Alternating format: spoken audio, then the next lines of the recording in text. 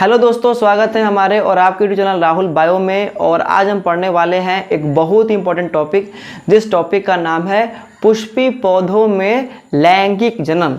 तो आज हम देखने वाले हैं कि जो ऐसे पौधे जो पुष्प उत्पन्न करते हैं वह किस प्रकार से जो है करते हैं लैंगिक जनन।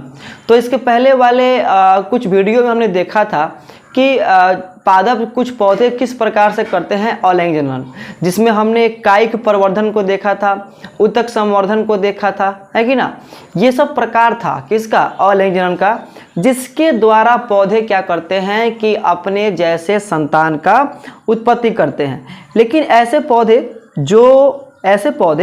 जो पुष्प उत्पन्न करते हैं वो करते हैं लैंगिक जनन, यानी कि वो क्या करते हैं कि पुष्प उत्पन्न करते हैं, फिर उसमें जो है युग्मक का निर्माण होता है, आगे चल के होता है निषेचन, ये सब हम देखेंगे। तो यानी कि ऐसे पौधे जो पुष्प उत्पन्न करते हैं वो क्या करते हैं, वो करते हैं लैंगिक जनन। ठीक है, तो आइए देखते हैं कि इसमें हम लोग देखेंगे कि पुष्प कैसे होते हैं, पुष्प के कौन कौन से भाग होते हैं। जो भी पुष्प से इम्पोर्टेंट जो भी टॉपिक है हम यहाँ पे डिस्कस करेंगे। ठीक है, सबसे पहले क्या है कि फूल पौधे का जनन अंग है। ये आपका क्लास 10th NCERT बुक में ये दिया गया है कि पुष्प जो है पौधे का क्या है, जनन अंग है। और यही से आपका बहुत सारा क्वेश्चन बनता है। ठीक है, बात समझ में आ रहा है आप लोग का।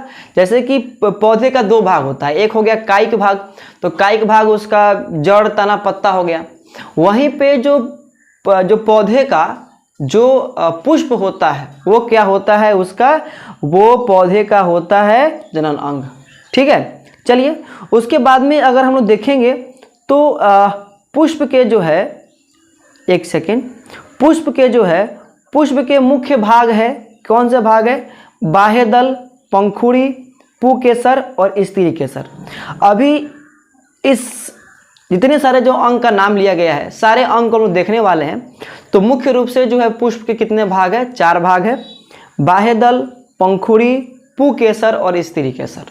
ठीक है, और पुष्प कितने प्रकार के हो सकते हैं, पुष्प 2 प्रकार के हो सकते हैं, हम उसको भी देखने वाले हैं। ठीक है, तो आइए देखते हैं कि पुष्प के कितने भाग होते हैं और उन भाग का काम क्या होता है। ठीक है, चलिए आगे बढ़ते हैं। तो यहाँ पे आप एक देख रहे हैं चित्र।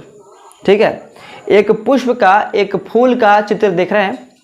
तो सबसे पहले ध्यान से देखिए कि यहाँ पे थोड़ा सा गलती हो गया, आप उसको ठीक कर लीजिएगा। ये वाला जो भाग है, ये क्या होगा, ये होगा पुष्पासन।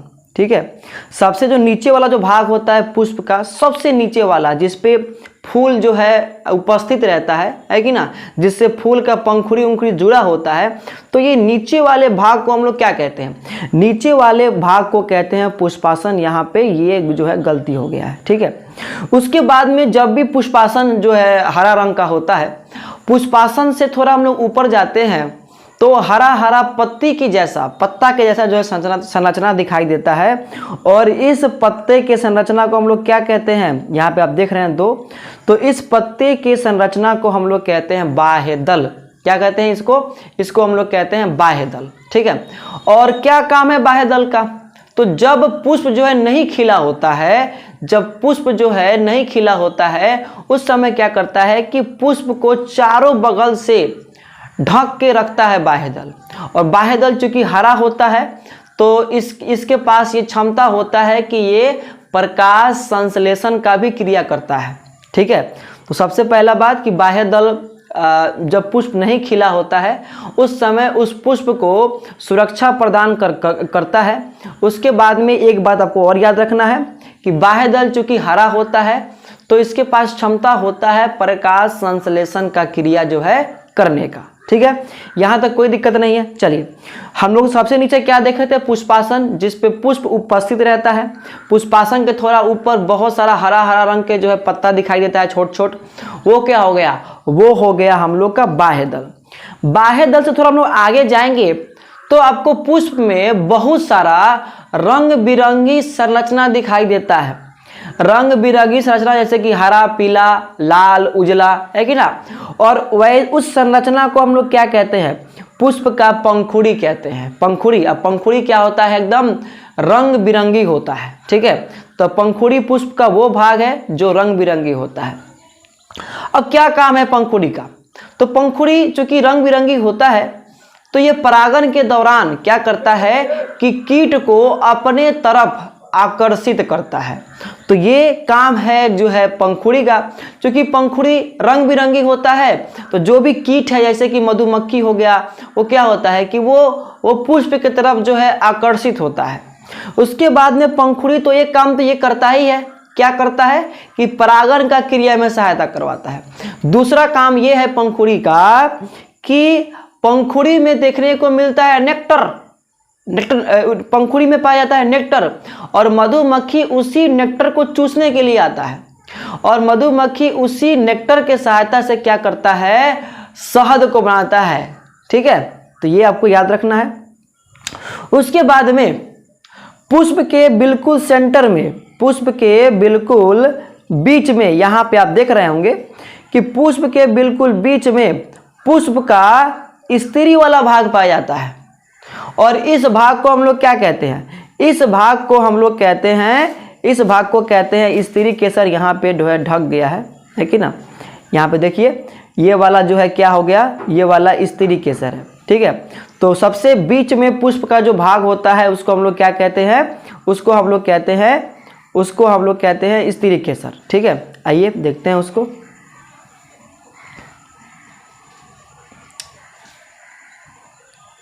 चलिए, और स्त्री केसर के 3 भाग होते हैं। यहाँ पे जो हमने आपको हमने बताया, यहाँ पे इसको साफ कर देते हैं थोड़ा। चलिए, तो यहाँ पे जो सबसे जो बीच वाला जो भाग है, यहाँ पे जो आप देख रहे हैं ये वाला, ये जो बीच वाला जो भाग है, ये वाला, ये क्या हो गया, ये है पुष्प का स्त्री वाला भाग, और इसको हम लोग क्या कहते हैं, इसको हम लोग कहते हैं स्त्री केसर। और स्त्री केसर के 3 भाग होते हैं, वर्तिकाग्र, वर्तिका और अंडाशय, ठीक है। बहुत ही आपके लिए इंपॉर्टेंट है। सबसे जो ऊपर देख रहे हैं स्त्री केसर का सबसे शीर्ष वाला भाग को हम लोग क्या कहते हैं, हम लोग कहते हैं वर्तिकाग्र कहते हैं, ठीक है, वर्तिकाग्र कहते हैं। वर्तिकाग्र चिपचिपा होता है, चौड़ा होता है, जिसके ऊपर मधुमक्खी जो है आकर बैठता है, या तो परागकण इसी पे आके जो है इसी के ऊपर आके चिपकता है, ठीक है। तो यहाँ पे यानी याद रखना है कि वर्तिकाग्र क्या है, पुष्प का सबसे शीर्ष वाला भाग है, ठीक है।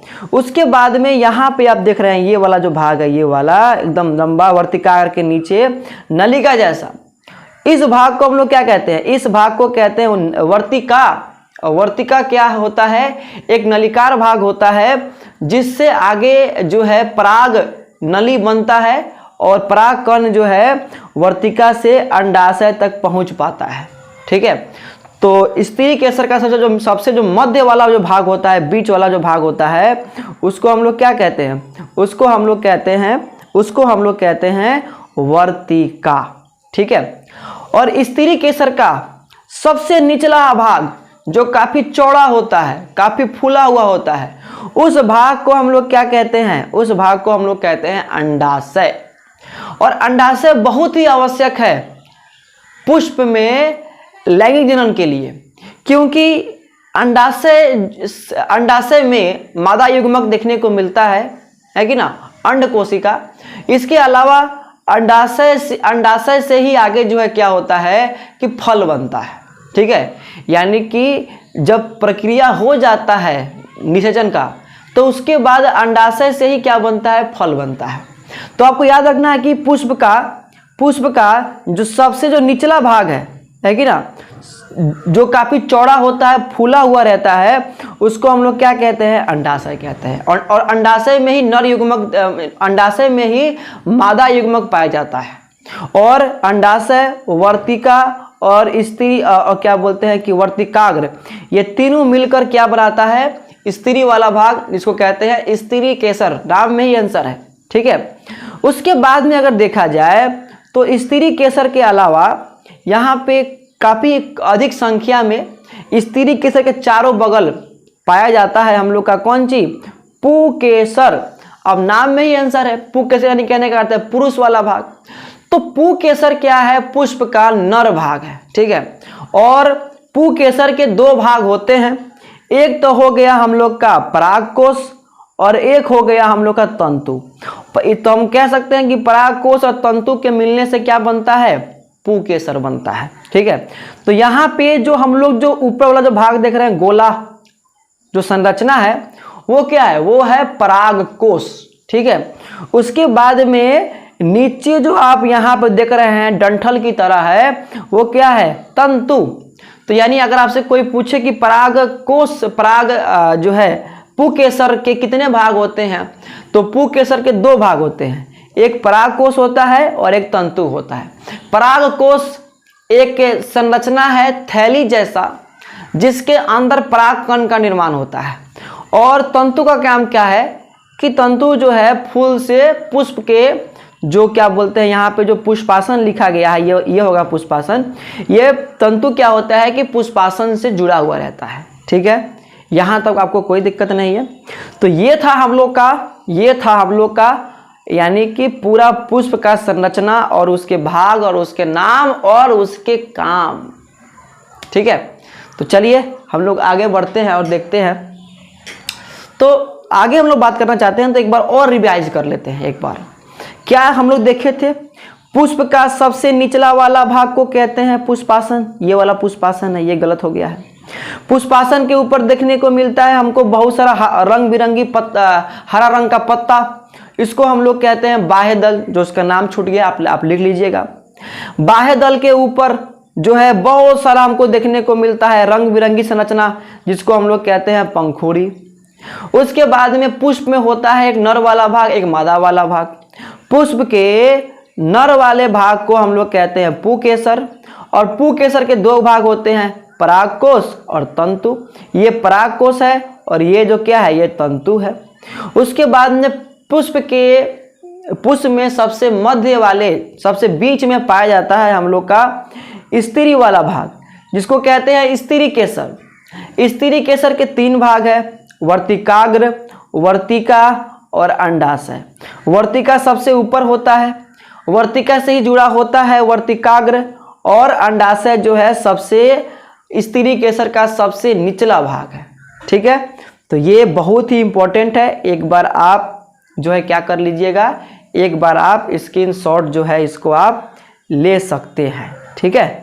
चलिए ठीक है, यहाँ तक कोई दिक्कत नहीं है, बहुत इंपॉर्टेंट है। चलिए आगे बढ़ते हैं हम लोग और आगे देखते हैं। चलिए इसको इरेज कर देते हैं ताकि एकदम फ्रेश हो जाए। चलिए ये हो गया, आइए आगे देखते हैं। अब एक एनसीईआरटी का फोटो, अभी तो आपको हम जो खुद से बनाए थे ड्राइंग, उससे आपको दिखाए हैं। अब यहाँ पे आप एनसीईआरटी बुक में दिया गया पुष्प का फोटो आप देख रहे हैं, ठीक है। तो यहाँ पे सबसे नीचे ये वाला जो भाग है, ये वाला भाग हम लोग का पुष्पासन है होगा, नहीं लिखा है एनसीईआरटी। ये वाला भाग पुष्पासन है। उसके बाद में पुष्पासन के ऊपर बहुत सारा जुड़ा है रंग, हरा रंग का पत्ता, इसको क्या कहते हैं, इसको कहते हैं बाह्य दल। बाह्य दल के ऊपर हमको रंग बिरंगी यहाँ पे पंखुड़ी दिखाई दे रहा है, यानी कि जिसको दल या पंखुड़ी कहते हैं, ठीक है, पंखुड़ी कहते हैं। उसके बाद में पुष्प के सबसे बीच में ये वाला एक संरचना पाया जाता है जो आप देख रहे हैं, जिसको हम लोग क्या कहते हैं, जिसको हम लोग कहते हैं स्त्री केसर। स्त्री केसर के तीन भाग है, सबसे ऊपर वाला भाग को कहते हैं वर्तिका, नीचे वाले भाग को, बीच वाले भाग को बोलते हैं, ऊपर वाले भाग को कहते हैं वर्तिकाग्र, मध्य वाले भाग को कहते हैं वर्तिका, और नीचे जो फूला हुआ जो भाग होता है उसको कहते हैं अंडाशय। उसके बाद में अगर हम लोग बात करना चाहेंगे तो यहाँ पे आप लोग काफ़ी अधिक संख्या में देख सकते हैं पुकेसर। पुकेसर क्या है, पुष्प का नर वाला भाग है। तो पुकेसर के जो सबसे जो ऊपर हम लोग देखते हैं संरचना यहाँ पे है कि ना, वो क्या है, वो है परागकोश, और परागकोश के अंदर ही परागकण बनता है। उसके बाद में परागकोश के नीचे आप देख रहे हैं एक डंठल जैसी संरचना है कि ना, जिसको हम लोग क्या कहते हैं, जिसको हम लोग कहते हैं तंतु। तो ये एनसीईआरटी का फोटो बहुत ही इंपॉर्टेंट फोटो आपको याद रखना है। याद रखना है कि पुकेसर बनता है दो भाग से, परागकोश से और जो है तंतु से। और स्त्री केसर के कितने भाग है? स्त्री केसर के 3 भाग है, वर्तिकाग्र, वर्तिका और अंडाशय। सारे सबका नाम और काम बता चुके हैं। अब आइए हम लोग आगे बढ़ते हैं। अब यहाँ पे देखिए जो आपको बताया गया है वही यहाँ पे लिखा गया है। फर्स्ट लाइन क्या दिया गया है? पुष्प का सबसे निचला भाग को बाह्य दल, सबसे निचला भाग तो क्या बोलते हैं कि पुष्पासन होगा, लेकिन पुष्पासन एनसीईआरटी में नहीं दिया है क्लास 10th में, इसलिए इसको नहीं दिया गया है। ठीक है, कहते हैं जो हरा रंग का होता है, जो पुष्प के अंगों को रक्षा प्रदान करता है एवं प्रकाश संश्लेषण का क्रिया करता है। ये हम लोग देखे थे कि सबसे निचला भाग को हम लोग क्या कहेंगे? हम लोग कहेंगे बाह्य दल। और बाह्य दल के ऊपर क्या बोलते हैं कि बाह्य दल जो हरा रंग का होता है, जो रक्षा प्रदान करता है पुष्प को जब पुष्प नहीं खिला होता है उस समय, और प्रकाश संश्लेषण का क्रिया भी करता है जिससे कुछ मात्रा में ऊर्जा मिलता है। उसके बाद में है बाह्य दल के ऊपर अनेक रंग बिरंगी पंखुड़ी दिखाई, यहाँ पे होगा दिखाई, यहाँ पे एक गलती हो गया है, दिखाई देता है, जो परागण के दौरान कीटों को आकर्षित करती है एवं पुष्प के अंगों का रक्षा करता है। ये दिया गया है। रंग बिरंगी संरचना को हम लोग कहते हैं पंखुड़ी। यहाँ पे हम लोग देखे थे, इस पंखुड़ी का बात हो रहा है। ठीक है, चलिए उसके बाद में दिया गया है पुष्प के नर जनन अंग को पुकेसर यानी कि स्टामेन कहते हैं, है कि ना। और ये आपको याद रखना है, पुकेसर क्या है? नर जनन अंग है। क्या है? पुष्प का नर जनन अंग है। कहते हैं जो संख्या में अधिक होता है, अधिक मात्रा में देखने को मिलता है। उसके बाद में पुकेसर के 2 भाग होते हैं, परागकोश और तंतु। और परागकोश के अंदर ही क्या बनता है? परागकण बनता है। वही लिखा गया है कि परागकोश में परागकण का निर्माण होता है। परागकण को पुष्प का नर युग्मक कहते हैं जो रंग में पीला होता है। वास्तव में नर युग्मक परागकण के अंदर होता है नर युग्मक, लेकिन 10th क्लास के हिसाब से हम लोग परागकण को जो है नर युग्मक कह सकते हैं। लेकिन आपको याद रखना है परागकण के अंदर 2 नर युग्मक होता है। ठीक है, तो यहाँ पे कुछ डिटेल्स था। आइए हम लोग आगे देखते हैं। आप इसको जो है स्क्रीनशॉट ले सकते हैं। ये जो भी हम लिखे हैं आप इसको स्क्रीनशॉट ले सकते हैं और अपने कॉपी में नोट कर सकते हैं। तो आप लोग स्क्रीनशॉट ले सकते हैं। ठीक है, चलिए आइए अब आगे देखते हैं। हम अब आगे देखते हैं अब क्या है।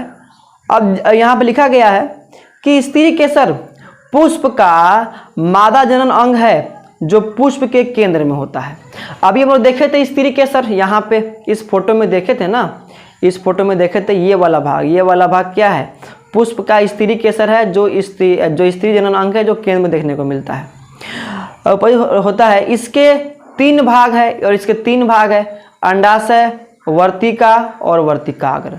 सबसे जो ऊपर वाला भाग होता है उसको बोलते हैं वर्तिकाग्र, मध्य वाले भाग को बोलते हैं वर्तिका, सबसे निचला भाग जो फूला हुआ होता है उसको हम लोग कहते हैं अंडाशय।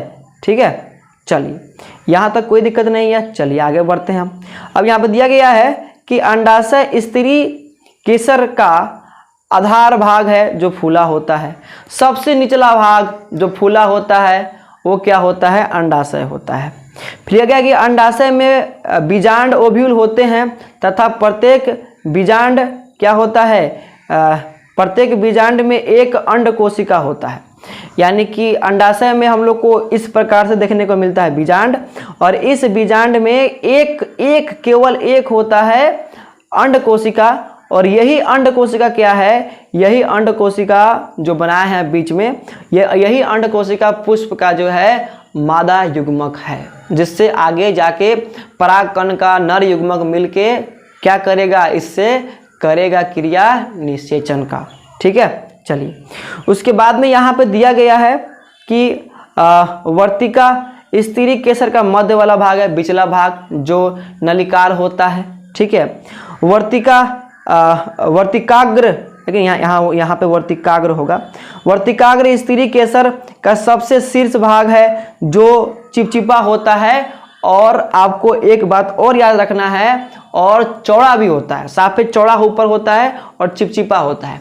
चौड़ा होने के कारण से परागकण पे इस पे आसानी से जो है इसके ऊपर जो है गिर जाता है। उसके बाद चिपचिपा होने के कारण से परागकण जब इस पे ऊपर गिरेगा तो इसी से सट जाएगा। ठीक है, यहाँ तक कोई दिक्कत नहीं है। ठीक है, अब आगे बढ़ते हैं हम लोग। अब यहाँ पे थोड़ा देर पहले हम लोग देखे थे कि पुष्प दो प्रकार के होते हैं। एक पुष्प जिसको हम लोग कहते हैं एक लिंगी पुष्प, और एक पुष्प ऐसे होते हैं जिसको बोलते हैं द्विलिंगी पुष्प। अब एक लिंगी पुष्प किसे कहते हैं? एक लिंगी पुष्प नाम में ही आंसर है, एक लिंगी यानी कि एक ऐसा पुष्प जिसके पास केवल एक ही लिंग होगा, यानी कि नर वाला भाग होगा तो मादा वाला नहीं होगा, मादा वाला होगा तो नर वाला नहीं होगा। यानी कि एक लिंगी पुष्प ऐसे पुष्प है जिसमें नर अथवा मादा वाला जो है जनन अंग देखने को मिलता है। दोनों कभी भी एक ही फूल में देखने को नहीं मिलेगा, लेकिन किसमें? एक लिंगी पुष्प में। लेकिन अगर द्विलिंगी पुष्प देखेंगे तो आपको उसके अंदर क्या होगा? उसके अंदर आपको स्त्री वाला भाग और पुरुष वाला भाग दोनों देखने को मिलेगा। जैसे ये एनसीईआरटी में जो फोटो दिया है वो द्विलिंगी का है, क्योंकि इसमें स्त्री केसर भी है, पुकेसर भी है। स्त्री केसर स्त्री वाला भाग है, पुकेसर जो है नर वाला भाग है। ठीक है, तो ये क्या है? ये द्विलिंगी पुष्प है। ठीक है, लेकिन यहाँ पे आपको दिखाया गया है एक फोटो, उसको समझना है आपको। चलिए, तो यहाँ पे देखिए आप लोग, ये क्या है? ये एक लिंगी पुष्प है। देखिए इस पुष्प में पुष्प नंबर 1 में क्या है? केवल स्त्री केसर है, और पुष्प नंबर 2 में क्या है? केवल पुकेसर है, यानी कि केवल नर वाला भाग है। इस पुष्प में केवल मादा वाला भाग है, इस पुष्प में केवल नर वाला भाग है। ठीक है, तो ऐसे पुष्प को हम लोग क्या कहते हैं? एक लिंगी पुष्प। ऐसे पुष्प जिसमें नर अथवा मादा में से कोई एक जनन अंग हो। ठीक है, लिखा गया है कि जब पुष्प में पुकेसर अथवा स्त्री केसर में से कोई एक जननांग उपस्थित होता है तो उसको एक लिंगी पुष्प कहते हैं। जैसे पपीता, तरबूज। आपको कुछ याद रखना है चाहे नहीं रखना है, लेकिन आपको क्या करना है कि आपको जो इसका जो एग्जाम्पल है वो आपको नहीं भूलना है। यहाँ पे जो एग्जाम्पल दिया है वो आपके लिए क्या है? वो आपके लिए बहुत ही इंपॉर्टेंट है। ठीक है, यहाँ तक कोई दिक्कत नहीं है। तो पपीता और तरबूज क्या है? एक लिंगी पुष्प है बाबू। ठीक है, चलिए आगे बढ़ते हैं। अब आपको समझ में आ रहा होगा उभय लिंगी पुष्प में क्या होगा कि एक ही पुष्प में नर वाला ही भाग होगा, मादा वाला ही भाग होगा। और ऐसे पुष्प को हम लोग क्या कहते हैं? उभय लिंगी पुष्प। यानी कि ऐसे पुष्प जिसमें नर वाला भाग और मादा वाला भाग दोनों उपस्थित हो, वैसे पुष्प को उभय लिंगी पुष्प कहते हैं। जैसे कि आप यहाँ पे देख सकते हैं कि नर वाला भाग पुकेसर भी देखने को मिल रहा है, और स्त्री वाला भाग जो है स्त्री केसर भी यहाँ पे देखने को मिल रहा है, एक ही पुष्प में दोनों। और मानव क्या है? मानव तो एक लिंगी है कि ना? मानव के पास ऐसा थोड़े होता है कि एक ही मानव के पास जो है क्या बोलते हैं, नर वाला भी भाग है और मादा वाला भी भाग है। ठीक है, चलिए, तो यहाँ पे अब ये उभय लिंगी है। ये पुष्प क्या है? उभय लिंगी। जब एक पुष्प में पुकेसर अथवा स्त्री केसर दोनों उपस्थित होते हैं तो वैसे पुष्प को उभय लिंगी पुष्प कहते हैं। जैसे गुड़हल और सरसों। नहीं भूलना है, बिल्कुल भूलना मना है। क्या करना है? भूलना मना है, क्योंकि यही आपका जो है एग्जाम में आएगा, है कि ना, एग्जाम्पल के तौर पे। तो गुड़हल और सरसों एक ऐसा फूल है जो आपका एनसीईआरटी में दिया गया है।